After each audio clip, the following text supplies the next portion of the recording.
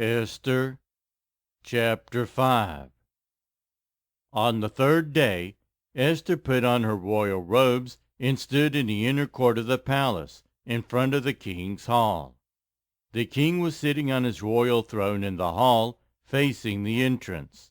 When he saw Queen Esther standing in the court, he was pleased with her, and held out to her the gold scepter that was in his hand. So Esther approached and touched the tip of the scepter. Then the king asked, "What is it, Queen Esther? What is your request? Even up to half the kingdom it will be given you." "If it pleases the king," replied Esther, "let the king, together with Haman, come today to a banquet I have prepared for him." "Bring Haman at once," the king said, "so that we may do what Esther asks." So the king and Haman went to the banquet Esther had prepared. As they were drinking wine, the king again asked Esther, "Now what is your petition? It will be given you. And what is your request? Even up to half the kingdom it will be granted." Esther replied, "My petition and my request is this. If the king regards me with favor, and if it pleases the king to grant my petition and fulfill my request, let the king and Haman come tomorrow to the banquet I will prepare for them. Then I will answer the king's question." Haman went out that day happy and in high spirits.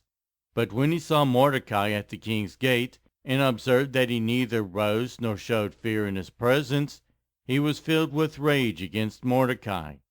Nevertheless, Haman restrained himself and went home.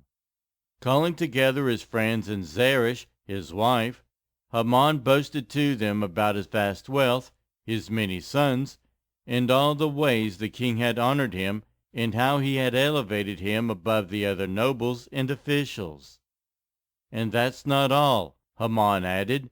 "I'm the only person Queen Esther invited to accompany the king to the banquet she gave, and she has invited me along with the king tomorrow.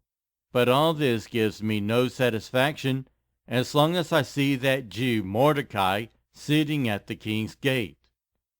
His wife Zeresh and all his friends said to him, "Have a pole set up, reaching to a height of 50 cubits, and ask the king in the morning to have Mordecai impaled on it.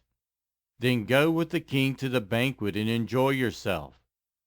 This suggestion delighted Haman, and he had the pole set up.